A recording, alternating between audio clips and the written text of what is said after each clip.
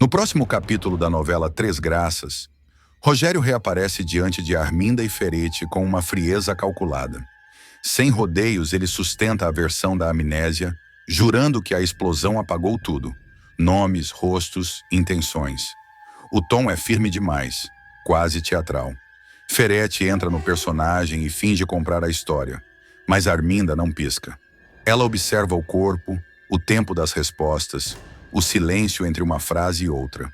Assim que ficam sozinhos, dispara sem piedade. Aquilo não é esquecimento, é encenação barata.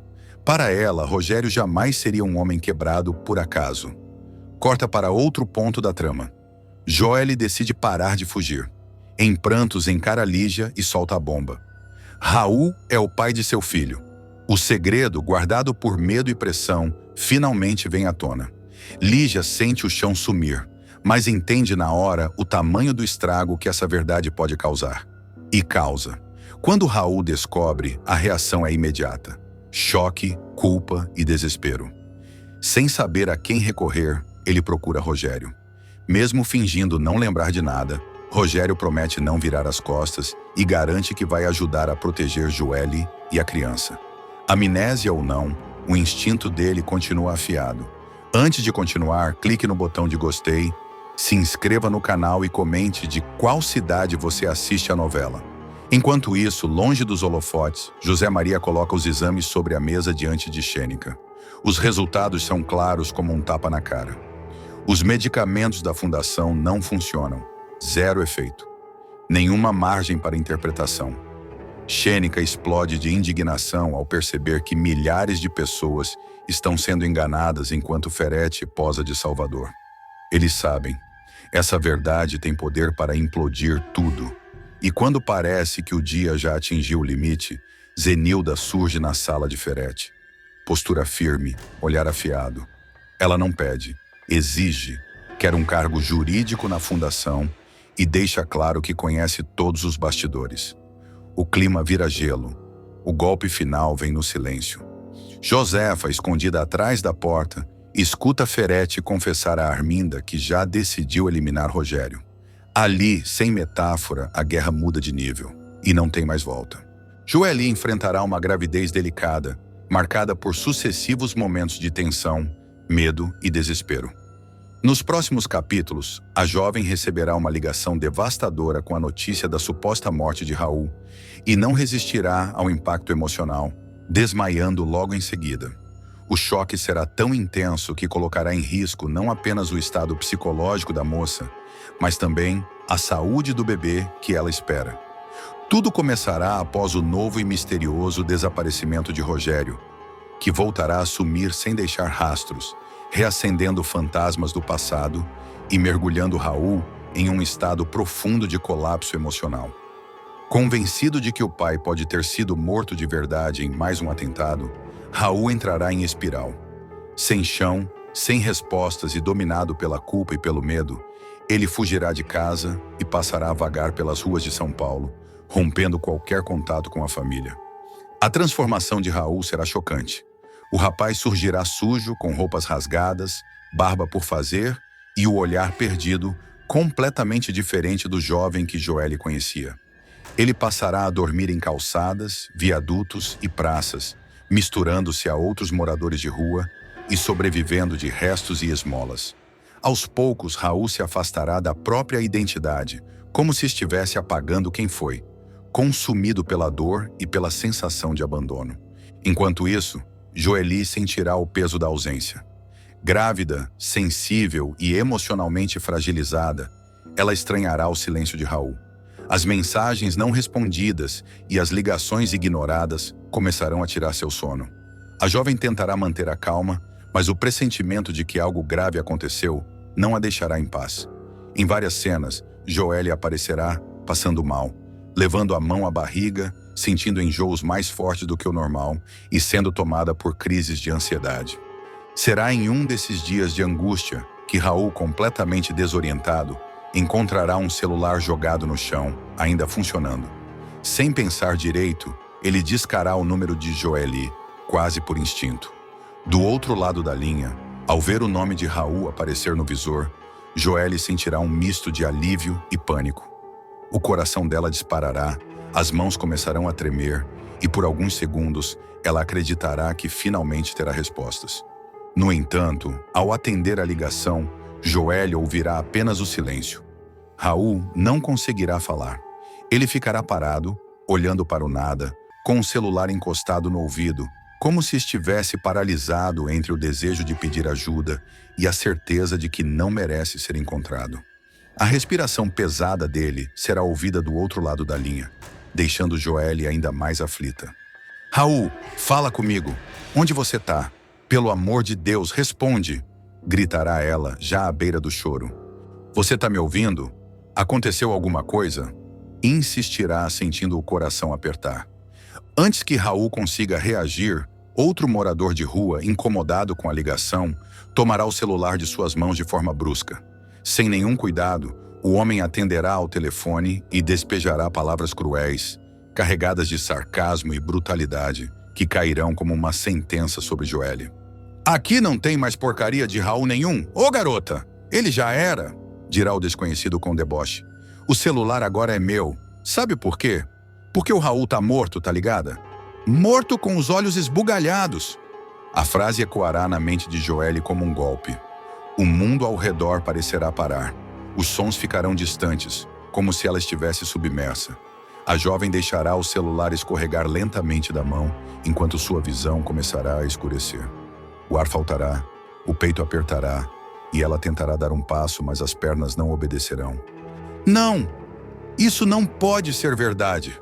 Murmurará antes de perder completamente as forças. Joelle cairá no chão, desacordada, provocando pânico em quem estiver por perto. Pessoas se aproximarão, alguém chamará por ajuda, e o clima será de total desespero. Em paralelo, cenas mostrarão Raul ainda vivo, caído no chão alguns metros adiante, confuso, sem saber o que acabou de provocar, reforçando o suspense e a tragédia do desencontro. Nos próximos capítulos, o estado de Joelle se tornará ainda mais preocupante. Ela será levada às pressas para um hospital e os médicos alertarão sobre os riscos emocionais que a gravidez enfrenta. O estresse extremo, o choque e a queda poderão ter consequências graves, deixando todos apreensivos. A jovem acordará desorientada, repetindo o nome de Raul e afirmando entre lágrimas que ele morreu. A notícia da suposta morte de Raul começará a se espalhar, criando uma corrente de desespero e mal-entendidos. Enquanto Joelle luta para manter a gravidez e a própria sanidade, o destino de Raul seguirá envolto em mistério, ampliando ainda mais o clima de tensão que promete abalar profundamente os próximos capítulos da trama. O hospital se transformará em palco de apreensão.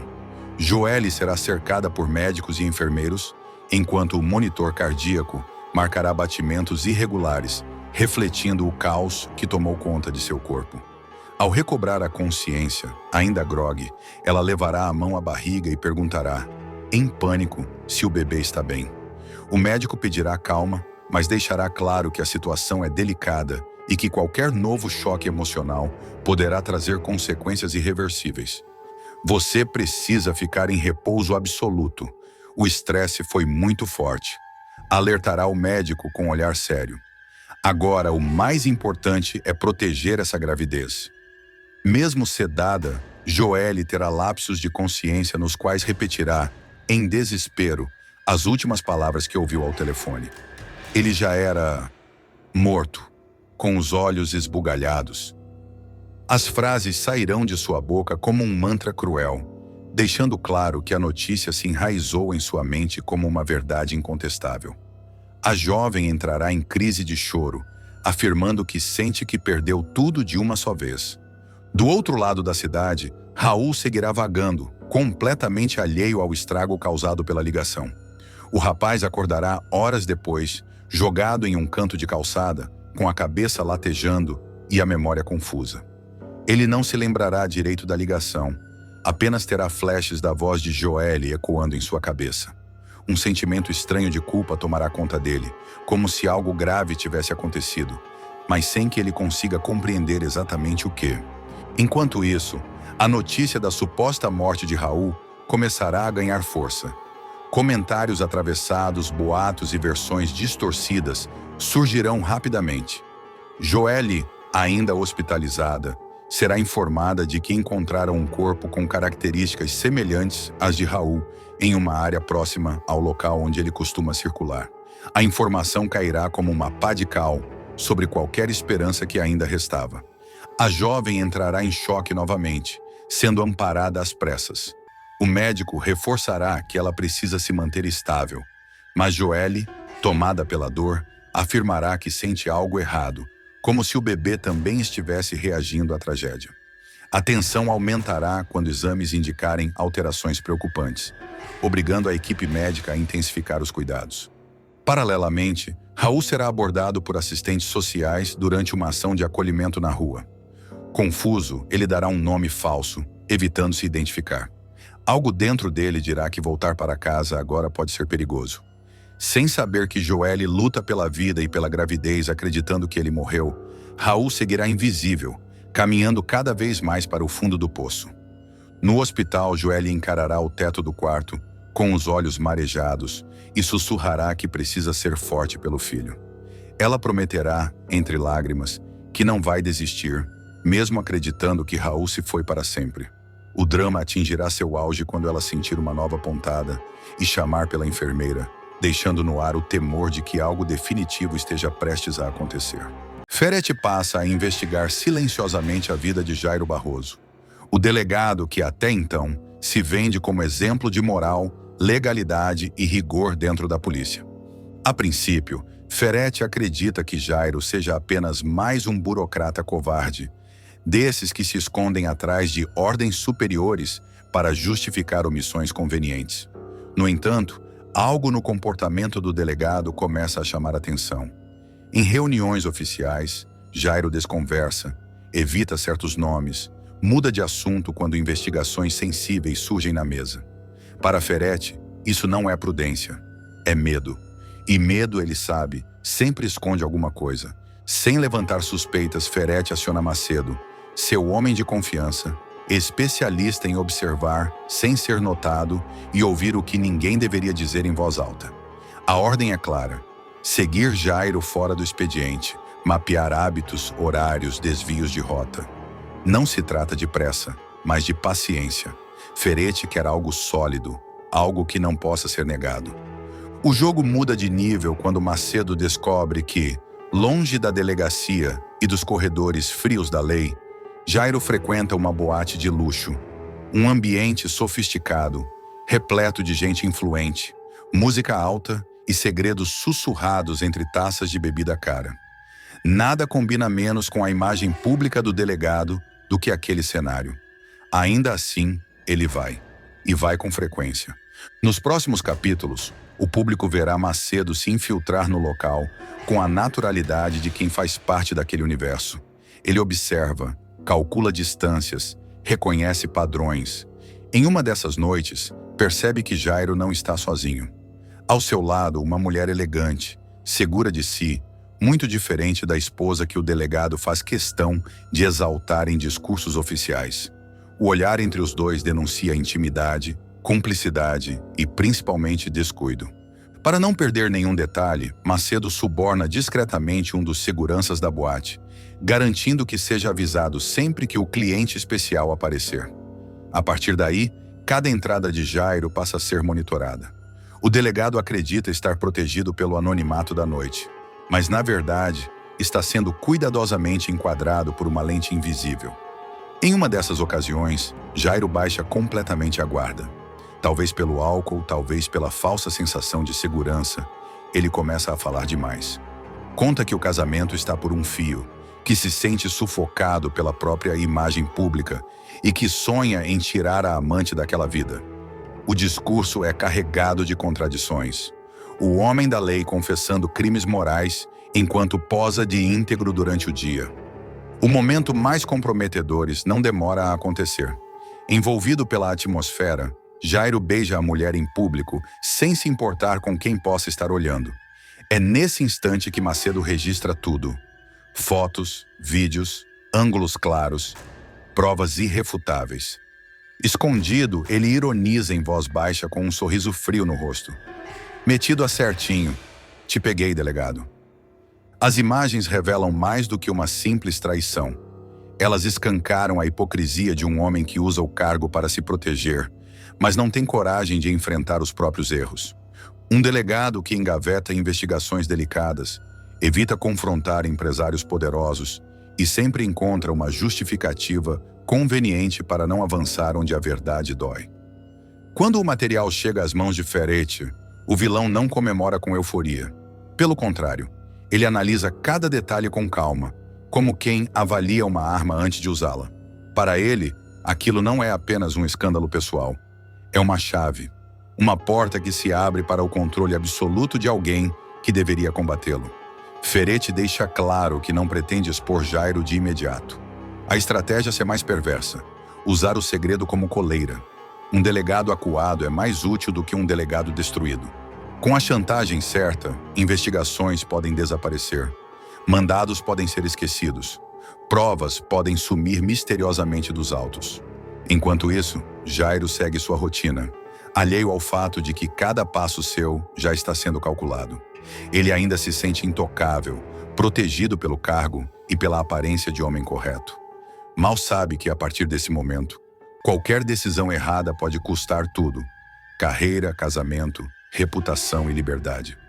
A tensão aumenta à medida que Ferretti começa a testar seus limites, enviando recados velados, cruzando olhares calculados e deixando no ar a sensação de que sabe mais do que deveria.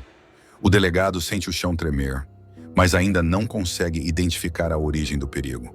O poder muda de mãos sem que ninguém perceba, e o que começa como um simples flagrante em uma boate de luxo se transforma em uma engrenagem de chantagem, silêncio e corrupção, capaz de comprometer não apenas um homem, mas toda a estrutura que deveria garantir justiça. E enquanto Ferretti afia sua próxima jogada, o público acompanha, apreensivo, cada passo desse jogo sujo que promete explodir a qualquer momento. O cerco se fecha de vez. Convencido de que já tem Jairo nas mãos, Ferretti decide sair das sombras e partir para o ataque direto. Não com gritos ou ameaças explícitas, mas com o tipo de frieza que desmonta qualquer adversário. Ele marca um encontro casual, quase banal, em um ambiente neutro, longe da fundação, longe da delegacia, como se fosse apenas mais uma conversa protocolar entre dois homens influentes. Jairo Barroso chega desconfiado, mas ainda tentando manter a pose de autoridade. O delegado acredita que consegue ler as pessoas, controlar situações, impor respeito. Só não imagina que, dessa vez, é ele quem está sendo lido como um livro aberto.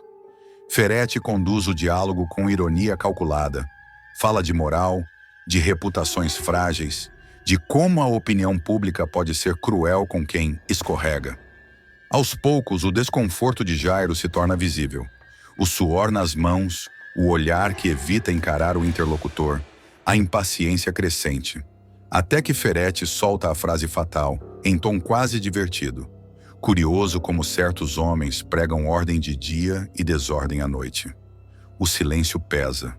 O delegado tenta reagir, pergunta do que ele está falando, ensaia uma ameaça velada. É inútil. Ferretti então revela que sabe da boate, da mulher, das promessas feitas entre taças e música alta. Não mostra nada ainda. Não precisa. A segurança com que descreve detalhes íntimos já é suficiente para desmontar qualquer defesa. Jairo percebe naquele instante que não se trata de boato nem de blefe. Alguém o observou. Alguém registrou tudo. O golpe final vem quando Ferretti deixa claro que não quer dinheiro, favores pequenos ou acordos temporários. O que ele exige é controle, investigações que não avancem, mandados que não sejam assinados, operações que sejam adiadas indefinidamente. Em troca, o escândalo continua trancado a 7 chaves. Pelo menos por enquanto. Encurralado, Jairo se vê diante do maior dilema de sua carreira. Se ceder, trai o cargo e confirma tudo aquilo que sempre negou ser. Se enfrentar Ferretti, perde tudo de uma vez. O posto, o casamento, a imagem pública e a pouca credibilidade que ainda lhe resta. A decisão não é anunciada em palavras, mas no silêncio resignado que se instala após a proposta. A partir desse momento, o delegado passa a agir como um homem acuado. Dentro da polícia, colegas percebem mudanças sutis, processos que emperram sem explicação, ordens contraditórias, investigações sensíveis sendo transferidas ou arquivadas. Do lado de fora, Ferretti avança com ainda mais ousadia, seguro de que agora tem alguém estrategicamente posicionado para limpar seus rastros. A chantagem se torna um fio invisível ligando dois mundos, o do crime sofisticado e o da lei corrompida. Jairo tenta manter as aparências, mas o peso do segredo começa a cobrar seu preço. A amante pressiona por promessas que ele não pode cumprir. A esposa percebe o distanciamento, as mentiras mal contadas, os horários inexplicáveis. Ferretti, por sua vez, saboreia a vantagem com calma cruel. Para ele, não se trata apenas de vencer uma batalha, mas de provar que ninguém é intocável, nem mesmo quem usa distintivo. Cada nova ordem que Jairo engaveta, cada silêncio conveniente, reforça a certeza de que o poder real não está na lei, mas nas mãos de quem conhece os segredos certos. A palavra que define Arminda é uma só: veneno, e ela escorre devagar, calculado, do jeito que mais machuca. A empresária mostrará que não precisa gritar para destruir. Basta observar, guardar e soltar a bomba na hora certa. Tudo começa numa noite aparentemente comum, dessas em que ninguém imagina que o destino está à espreita. Lorena e Juquinha acreditam pela primeira vez que estão livres de olhares inquisidores. A rua está quase deserta. O clima é de alívio de quem passou tempo demais escondendo sentimentos. Elas conversam baixo, riem nervosas, como duas pessoas que sabem que estão atravessando uma fronteira sem volta. Lorena, sempre contida, sempre correta, deixa a armadura cair. A voz sai trêmula, mas firme o suficiente para mudar tudo. Na verdade, eu te amo.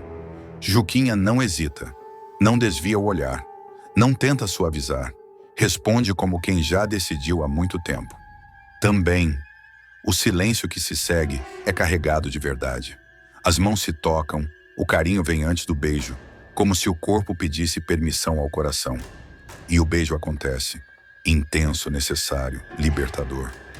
O que elas não sabem é que naquele exato instante, Arminda surge do outro lado da rua. Acabara de sair da casa de Zenilda, com a cabeça cheia de rancor e o olhar afiado como lâmina. Ao ver a cena, ela não se choca, não se comove, não questiona. Apenas sorri, um sorriso torto, frio, de quem acabou de encontrar ouro puro no meio do caos. Por um segundo, Arminda observa em silêncio. Analisa cada gesto, cada aproximação, cada detalhe. Na cabeça dela, o beijo não é afeto, é munição. Mas olha só, quem diria, pensa com desdém.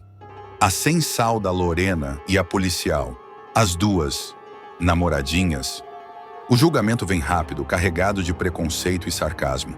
Para Arminda, aquilo não é sobre amor, é sobre poder. Ela se esconde melhor, garante que não será vista e acompanha o casal à distância até que Lorena e Juquinha entrem no prédio. Só então Arminda pega o celular.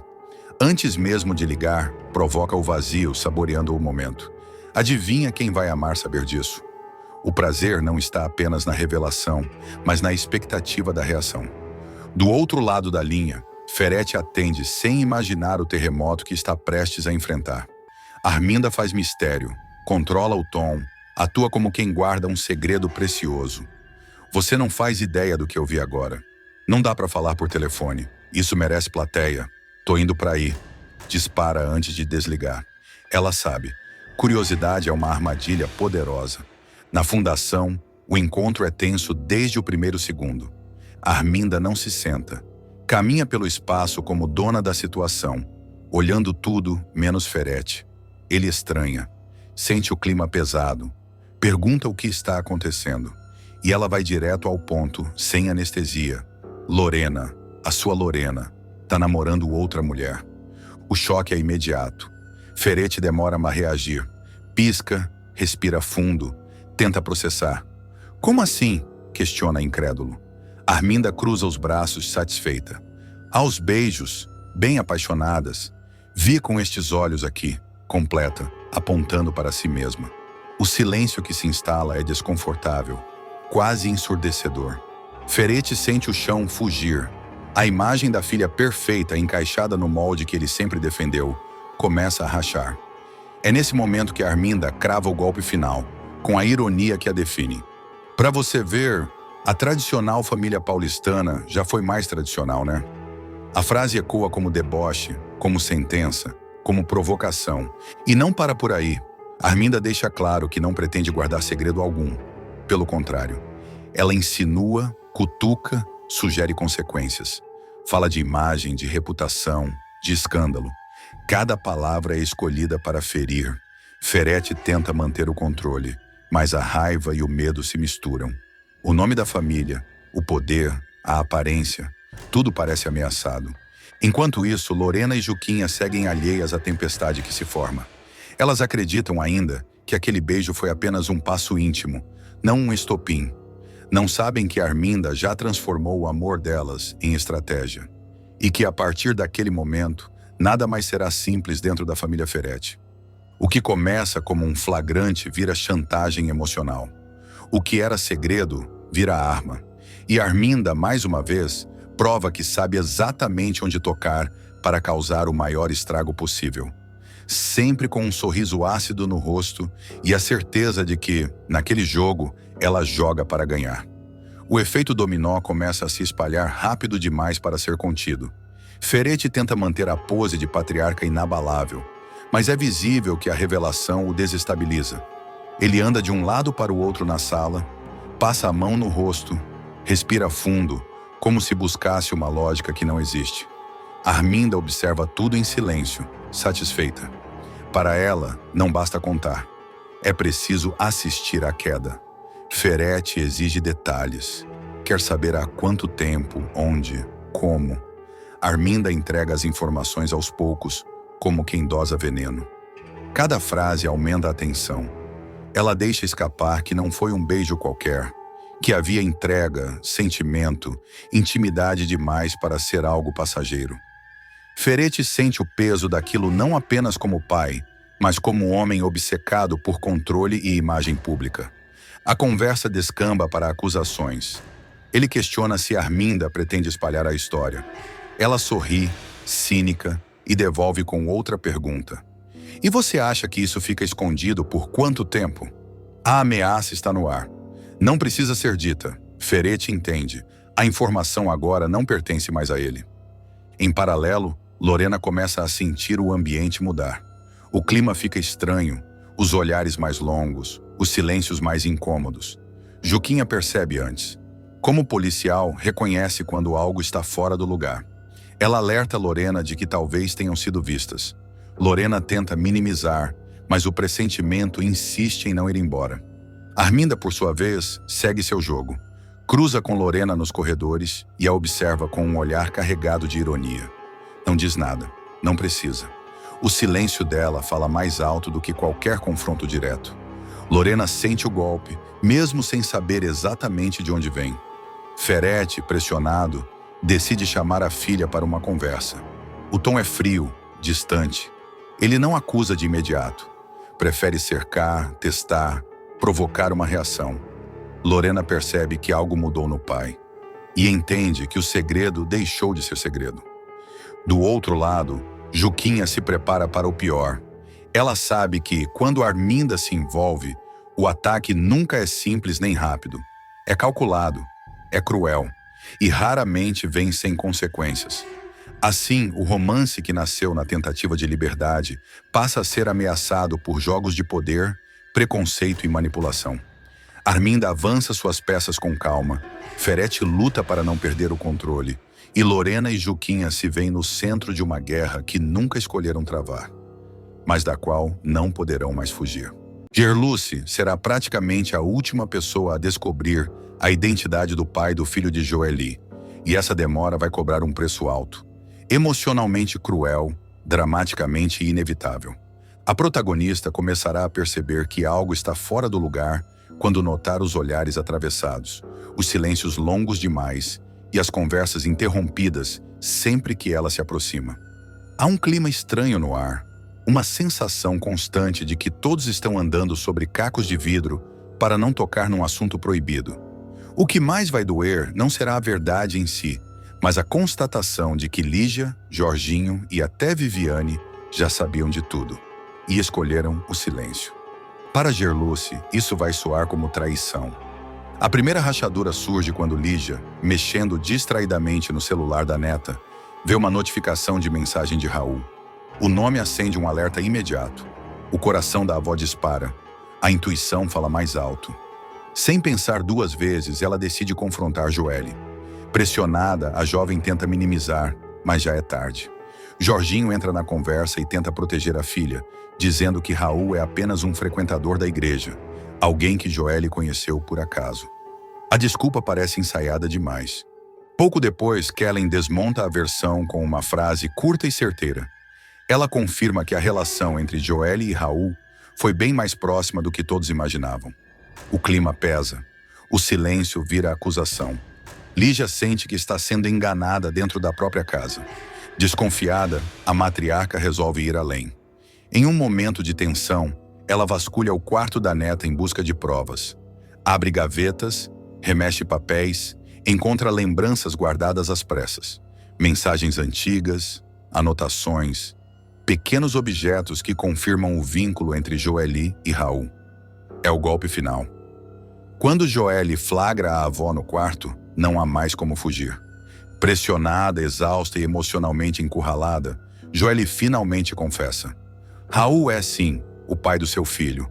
A revelação vem acompanhada de lágrimas e de uma explicação dolorosa sobre como os dois se conheceram, como tudo começou de forma inocente e acabou tomando proporções irreversíveis. Cada palavra pesa, cada frase parece um pedido de desculpas que chega tarde demais.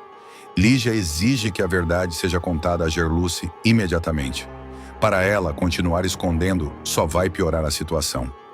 Joelle, porém, treme só de imaginar a reação da mãe. O medo paralisa. A culpa sufoca. Ainda assim, o cerco se fecha. A matriarca das graças, sentindo o peso do segredo, decide desabafar com Viviane, dividindo sua preocupação e o temor de que Gerluce não perdoe ninguém quando tudo vier à tona. Enquanto isso, o destino acelera o confronto.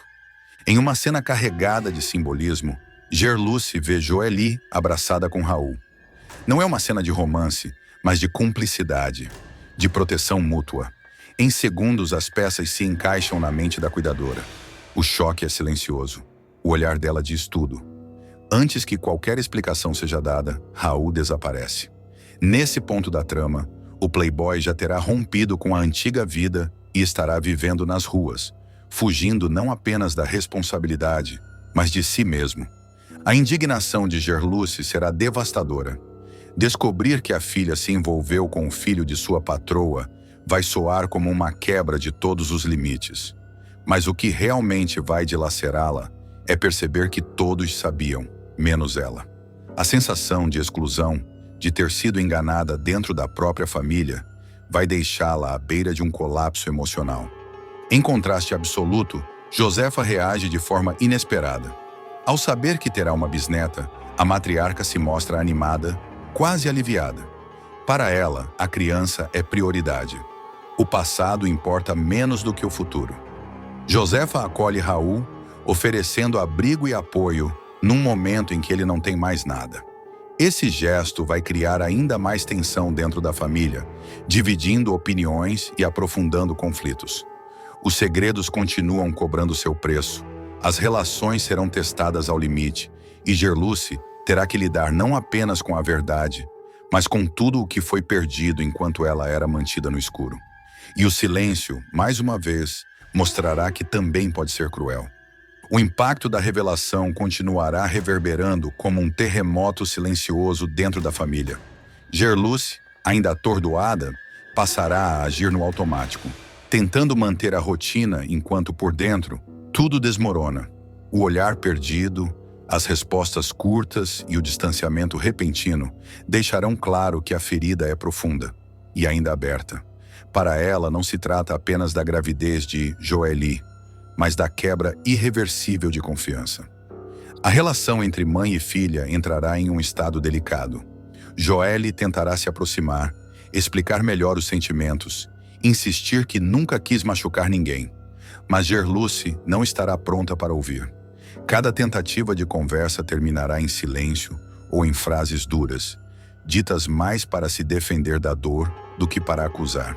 A casa, antes barulhenta, ficará tomada por um clima de luto emocional. Lígia, sentindo-se parcialmente culpada por ter demorado a agir, tentará mediar a situação. Ela reforçará que o segredo não foi criado por maldade, mas por medo. Medo da reação de Gerluce, medo de destruir a família. Ainda assim, suas justificativas não aliviarão a sensação de abandono que a cuidadora carrega. Para Gerluce, saber depois de todos é como reviver a mentira todos os dias. Enquanto isso, Raul, acolhido por Josefa, começará a enfrentar o peso real da paternidade. Longe do conforto e do status que um dia teve, ele será obrigado a encarar as consequências de suas escolhas. O convívio com Josefa trará conflitos, mas também reflexões profundas. Pela primeira vez, Raul se verá confrontado com a possibilidade de mudar. Não por ele, mas pelo filho que está para nascer.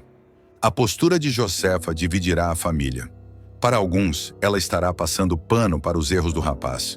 Para outros, será a única adulta disposta a olhar para a criança acima dos escândalos.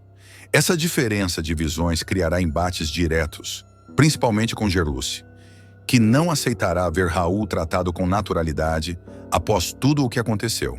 Viviane, por sua vez, ficará no meio do fogo cruzado.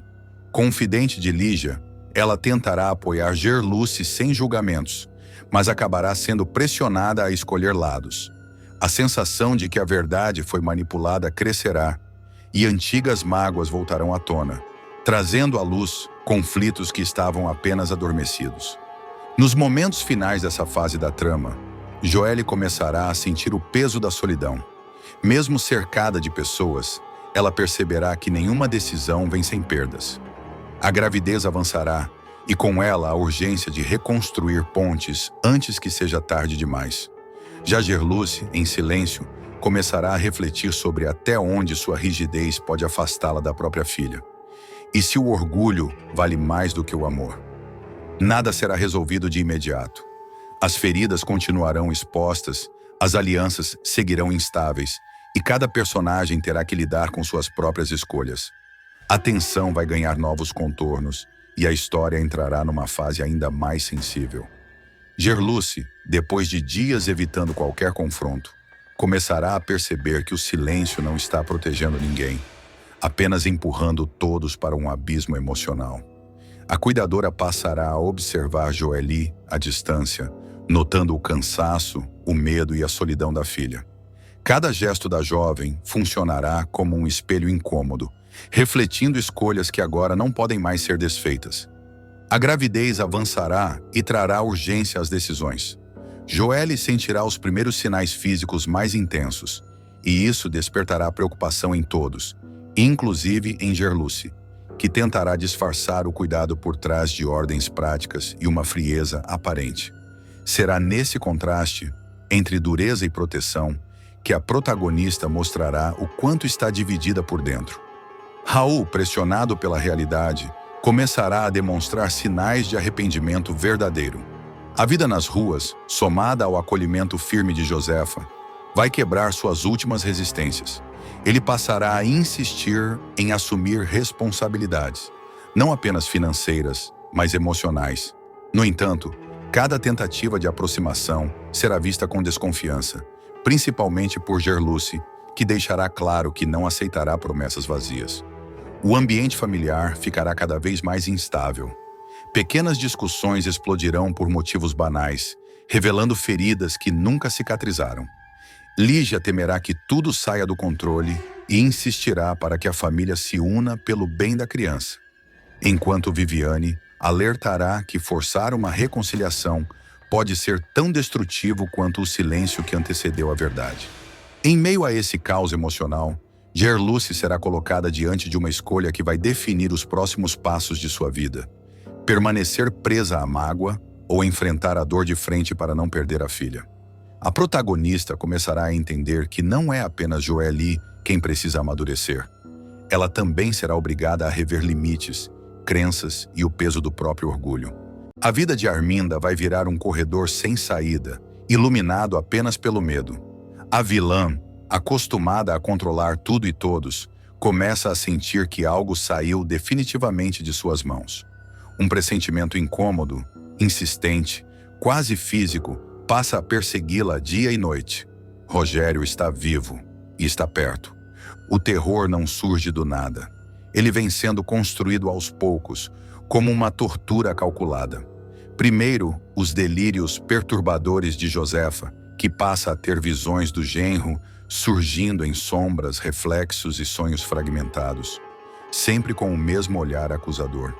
Para Arminda, aquilo parecia apenas superstição, até deixar de parecer. Depois, o relato de Zenilda, afirmando com convicção desconcertante que viu Rogério em carne e osso. A partir daí, algo se quebra dentro da madame. Arminda tenta manter a pose, ri, debocha, desqualifica. Mas o riso sai torto, o deboche soa forçado. Em noites mal dormidas, ela começa a confundir sonho e realidade. Escuta passos quando está sozinha. Sente perfume masculino no ar. Acorda assustada com a impressão de que alguém sussurrou seu nome no escuro. E o nome não é dito com carinho. É dito como sentença. O tormento ganha forma quando chega o bilhete. Um envelope simples, sem remetente, deixado em um local impossível de ignorar. Arminda reconhece a caligrafia no primeiro segundo. Não precisa ler para saber. O corpo reage antes da mente. As mãos tremem, o coração dispara, a respiração falha. Ao ler poucas palavras, frias e diretas, a vilã sente o chão desaparecer. A pressão sobe, a visão escurece e ela desmaia, sozinha, vítima do próprio passado. Dado como morto após uma tragédia no mar cuidadosamente orquestrada por Arminda e Ferete, Rogério sobreviveu. Escapou da morte, do silêncio e do esquecimento. E agora retorna não com pressa, mas com método. Ele não quer apenas justiça. Quer que Arminda sinta, a cada segundo, o mesmo pavor que ele sentiu ao ser traído. Quando Arminda recupera a consciência, a paranoia já tomou conta. Ela passa a desconfiar de todos. Empregados, motoristas, aliados antigos. Cada olhar parece carregado de segundas intenções. Cada telefone tocando é um aviso. Cada porta que range é uma ameaça. A sensação de estar sendo observada se torna constante, sufocante. O encontro com Ferete só piora tudo. Ao saber que ele também recebeu um recado misterioso, Arminda entra em colapso silencioso. O medo deixa de ser individual e passa a ser compartilhado. O passado, que ambos acreditavam enterrado, começa a bater à porta com força. Arminda tenta extrair informações, mas Ferete se mostra evasivo, nervoso, tão acuado quanto ela. Pela primeira vez, os dois vilões se veem no mesmo lugar, encurralados. A partir daí, a tortura psicológica de Rogério se intensifica. Pequenos sinais surgem estrategicamente. Um objeto fora do lugar. Um carro semelhante ao dele estacionado por perto. Um recado indireto.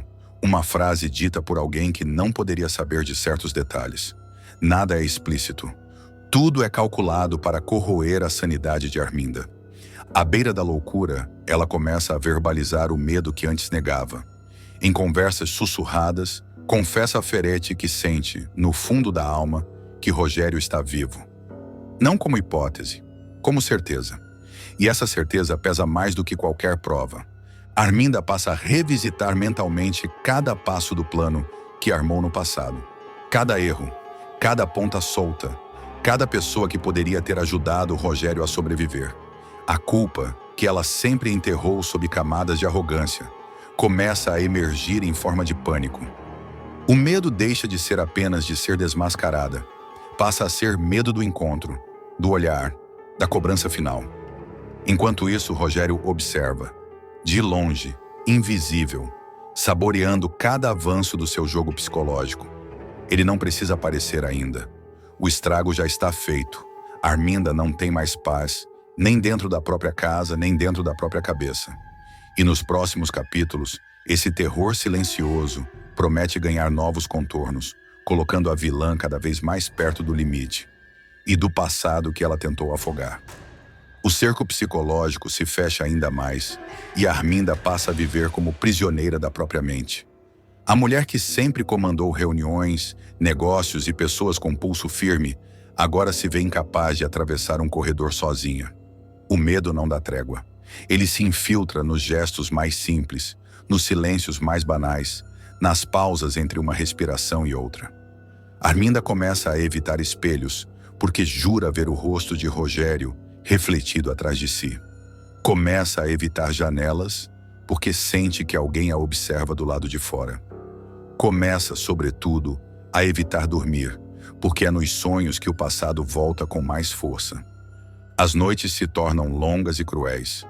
Arminda desperta suada, ofegante, chamando pelo nome do marido que tentou matar.